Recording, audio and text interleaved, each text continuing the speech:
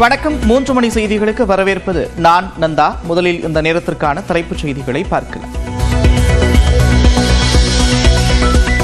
முதலமைச்சர் அறிவித்தபடி வக்ஃபு வாரிய திருத்த சட்டத்திற்கு எதிராக உச்சநீதிமன்றத்தில் வழக்கு தொடர்ந்தார் திமுக எம்பி ஆராசா. இஸ்லாமியர்களின் உரிமையை பறிக்கும் சட்டத்தை ரத்து செய்ய மனுவில் வலியுறுத்தல்.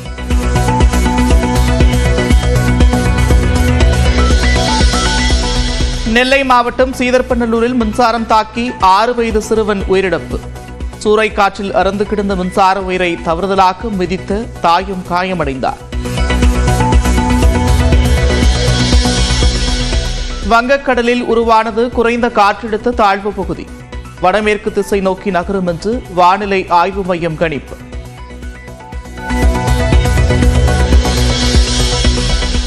ராமநாதபுரம், புதுக்கோட்டை மாவட்டங்களில் இன்று கனமழைக்கு வாய்ப்பு. தஞ்சை, திருவாரூர் உள்ளிட்ட 5 மாவட்டங்களில் நாளை கனமழை பெய்யும் என்றும் கணிப்பு.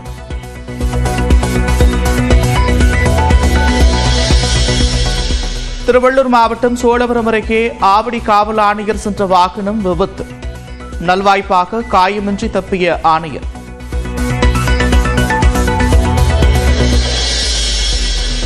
வழக்கிலிருந்து தப்பிக்க காலில் விழுந்ததாக எடப்பாடி பழனிசாமி மீது முதலமைச்சர் மு.க.ஸ்டாலின் கடும் தாக்கு.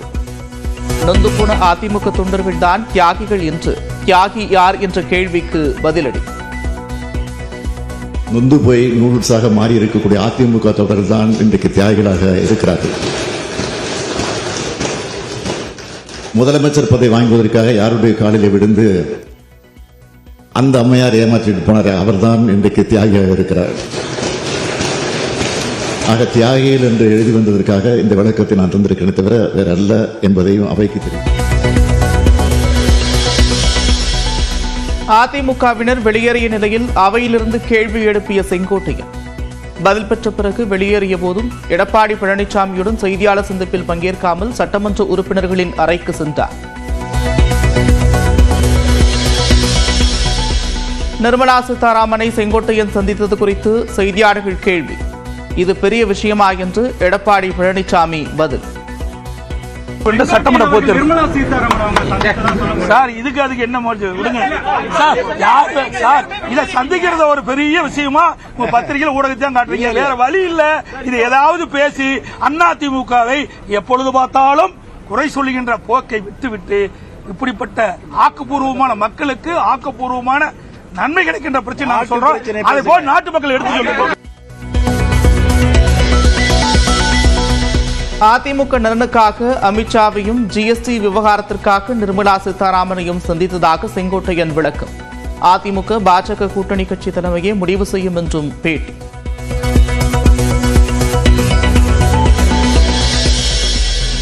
ஒரே மேடையில் தோன்றிய பாஜக தலைவர் அண்ணாமலை, நாம் தமிழர் கட்சியின் ஒருங்கிணைப்பாளர் சீமான்.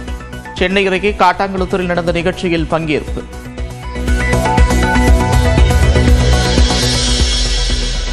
சென்னையில் அமைச்சர் கே ஏ நேருவின் சகோதரருக்கு சொந்தமான டிவிஎச் கட்டுமான நிறுவனங்களில் அமலாக்கத்துறை சோதனை.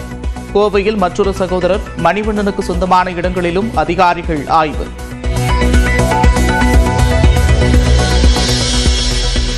திருச்சியில் அமைச்சர் கே ஏ நேருவின் வீட்டில் அமலாக்கத்துறை சோதனை. மகனும் எம்பியுமான அருண் நேரு டிவிஎஸ் நிறுவனத்தில் பங்குதாரராக இருப்பதால் அதிகாரிகள் ஆய்வு. சிவாஜியின் அன்னை இல்லத்தின் மீது எந்த உரிமையும் இல்லை என்று அவரது மகன் ராம்குமார் உயர்நீதிமன்றத்தில் தகவல். எதிர்காலத்தில் உரிமை கோர மாட்டேன் என்று பிரமாண பத்திரம் தாக்கல் செய்ய உயர்நீதிமன்றம் ஆணை.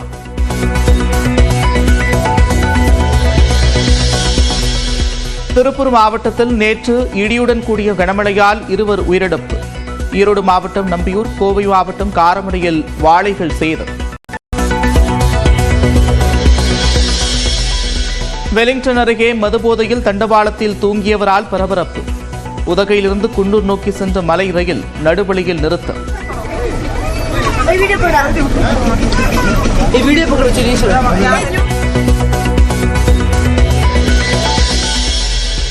ஆந்திர மாநிலம் குண்டூரில் நாய் கடித்து குதறிய சிறுவன் உயிரிழப்பு. மருத்துவமனையில் அனுமதிக்கப்பட்ட போதும் சிகிச்சை பலனளிக்காமல் மரணம். ஒரு மாதத்திற்கு பிறகு ஹேக்கர்களிடமிருந்து தனது எக்ஸ் பக்கத்தை மீட்ட பாடகி ஸ்ரேயா கோஷல். ஏஐ மூலம் தனது புகைப்படத்தை மாற்றி பொய்யான தகவல்களுடன் வலம் வரும் லிங்கை கிளிக் செய்ய வேண்டாம் என்றும் அட்வைஸ். சென்னையில் 3வது நாளாக குறைந்த ஆபரண தங்கத்தின் விலை. சவரனுக்கு 200 ரூபாய் குறைந்தது. ஒரு சவரன் 66,280 ரூபாய்க்கு விற்பனை. கடந்த 3 நாட்களில் சவரனுக்கு 2,200 ரூபாய் குறைந்திருப்பதால் நகை பிரியர்கள் மகிழ்ச்சி. ஒரே நாளில் 3,000 புள்ளிகள் வரை சரிந்த சென்செக்ஸ். 19 லட்சம் கோடி ரூபாய் வரை இழந்த முதலீட்டாளர்கள்.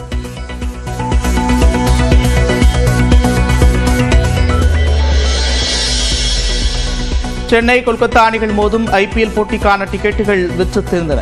வழக்கமாக 1 மணி நேரத்தில் விற்கும் நிலையில் 3 மணி நேரம் வரை இருந்த டிக்கெட்டுகள்.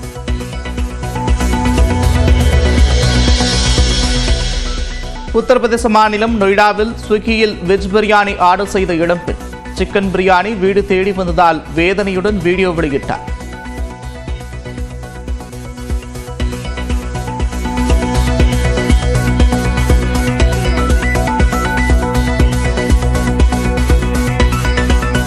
சேலம் ஓமலூர் அருகே மதுபாரை ஒரு கும்பல் அடித்து உடைத்த சிசிடிவி காட்சிகள் வெளியாகியிருக்கிறது. கூடுதல் விவரங்களோடு செய்தியாளர் கோகுல் இணைகிறார். கோகுல், விவரங்கள். சேலம் மாவட்டம் ஓமலூர் அருகே காமலாபுரம் கிராமத்தில் ராஜா என்பவருக்கு சொந்தமாக மதுபான பார் நடந்து வருகிறது. இந்த மதுபான பாரில் நேற்று ஒரு கும்பல் கடைக்கு வந்திருக்கிறார்கள். அப்பொழுது அந்த பார் உரிமையாளரினுடைய மகன்களுக்கும் அந்த கும்பலுக்கும் தகராறு ஏற்பட்டு தகராறு முற்றிய நிலையில் அந்த கும்பலை சார்ந்தவர்கள் கிரிக்கெட் விளையாடக்கூடிய ஸ்டெம் பேட் உள்ளிட்டவைகளை கொண்டு அந்த பாரை அடித்து நொறுக்கி சேதப்படுத்தியிருக்கிறார்கள். இதில் அந்த பார் உரிமையாளரின் மகன்கள் இருவருக்கு காயம் ஏற்பட்டிருக்கிறது. இந்த நிலையில் அந்த அடித்து காயம் ஏற்பட்டதன் காரணமாக இந்த கும்பலில் வந்தவர் ஒருவருக்கு கண்ணாடி கையில் பட்டு அவருக்கு கையில் ரத்தம் சொட்டிய நிலையிலும் கூட உள்ளே புகுந்து அவர் தாக்குதலில் ஈடுபட்டிருக்கிறார். இதுல காயமடைந்த ராஜாவும் அவரது மகன்களும் ஓமலூர் அரசு மருத்துவமனையில் சிகிச்சை பெற்று வருகிறார்கள். இதனிடையே அந்த கும்பலை சேர்ந்தவர்களுக்கும் ஒருவருக்கு மண்டை உடைந்ததாகவும் அவர்களுக்கு தனியார் மருத்துவமனை ஒன்றில் அவர்களும் சிகிச்சை பெற்று வருகிறார்கள். இந்த நிலையில் தற்பொழுது அந்த பார் அடித்து நொறுக்கப்பட்ட சிசிடிவி காட்சிகள் தற்பொழுது வெளியாகி பெரும் பரபரப்பை ஏற்படுத்தி இருக்கிறது. தொடர்ந்து ஓமலூர் போலீசார் இது குறித்து விசாரணை நடத்தி வருகிறார்கள். நன்றி கோகுல், விரிவான விவரங்களுக்கு.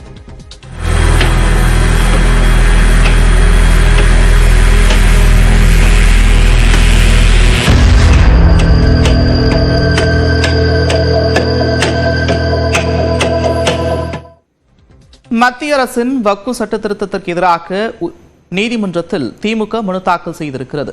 எதிர்க்கட்சிகளின் கடும் எதிர்ப்புக்கு மத்தியில் வக்ஃபு சட்ட திருத்த மசோதா நாடாளுமன்ற இரு அவைகளிலும் நிறைவேறியது. இதனைத் தொடர்ந்து வக்ஃபு சட்ட திருத்த மசோதாவிற்கு குடியரசுத் தலைவர் திரௌபதி முர்மு ஒப்புதல் அளித்தார். இந்நிலையில் வக்ஃபு சட்ட திருத்தத்திற்கு எதிராக திமுக சார்பில் மக்களவை கொறடா ஆர் ராசா உச்சநீதிமன்றத்தில் மனு தாக்கல் செய்திருக்கிறார். அந்த மனுவில் வக்ஃபு சட்ட திருத்தம் இஸ்லாமியர்களின் உரிமைகளை பறிக்கும் வகையில் இருப்பதாலும் அரசியலமைப்பு வழங்கியுள்ள அடிப்படை உரிமையை மீறும் வகையில் இருப்பதாலும் சட்ட திருத்தத்தை ரத்து செய்ய வேண்டும் என்று கேட்டுக் கொண்டுள்ளார்.